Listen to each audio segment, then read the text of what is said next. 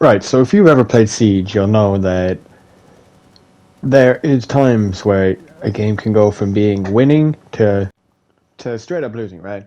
And playing Siege, it's never linear. It's it's very dependent on keeping control of positions and the space around you and just the overall situation, right? Because if you aren't careful, it is incredibly easy for a game that you're winning to turn around to a loss. And a lot of it is to do with awareness. Like for me especially, I find myself in situations where I could have just planted the diffuser and given our team a higher chance of winning. But I went for a clip, and it is something that we're all guilty of, and we all need to work on. But the main thing is, you know, you got to be positive after it. Yeah, you lost, right? Or yeah, you were winning an amazingly bad loss. That's okay. People are bound to make mistakes. And the thing is, understanding and being aware of the fact that Siege isn't linear, and you can lose games that you were about to win, is important just for your overall mental, you know, while you're playing, and overall enjoyment of the game as a whole, right? You're going to tweak if you lose a game that you thought you deserved to win and you were winning. And, it's okay to be annoyed and disappointed that you lost, but rather than, tweaking and raging, like I could have raged at this Ying right here, but I just laughed away to myself. And, that avoidance of the tweak and just thinking, all right, maybe don't get annoyed, it was probably an accident. That is what kind of saved me because otherwise, realistically, I wouldn't have won the game because I would have been annoyed and I would have been getting more annoyed and just missing all my shots.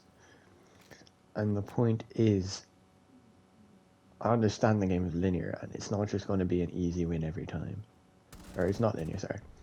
And having that understanding is going to win you so many more games because you're not going to be expecting the win. So you're going to play smarter and avoid just, you know, not actively paying attention and just letting yourself go into flow state. Because especially in situations where you need to be concentrating on multiple things at once, flow state is the last thing you want to get into.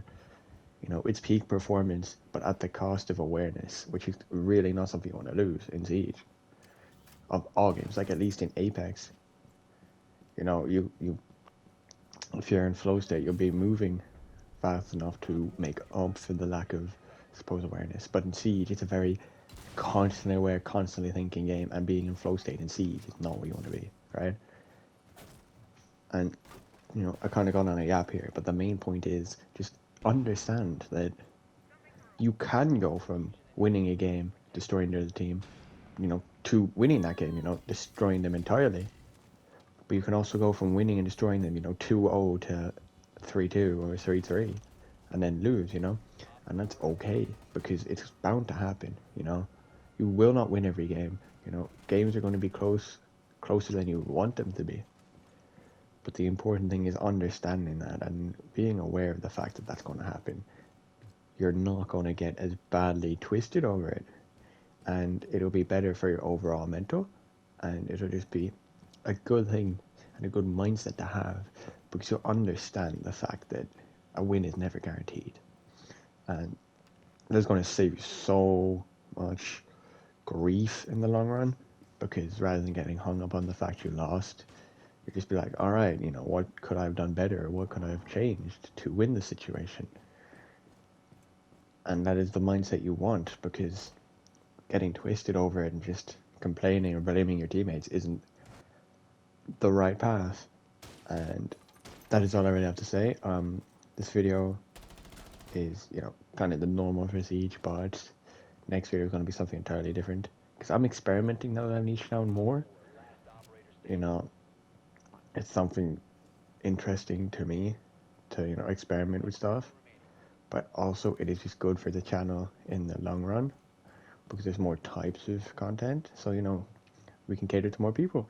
But anyways, if you have anything similar to say, or you disagree with me, please comment. I'd love to have a discussion. And if you really like this video and watch this far, I'd appreciate it if you liked the video and, subscribed. Or check out my other videos, because you can subscribe at any time. And I'll see you guys in the next one.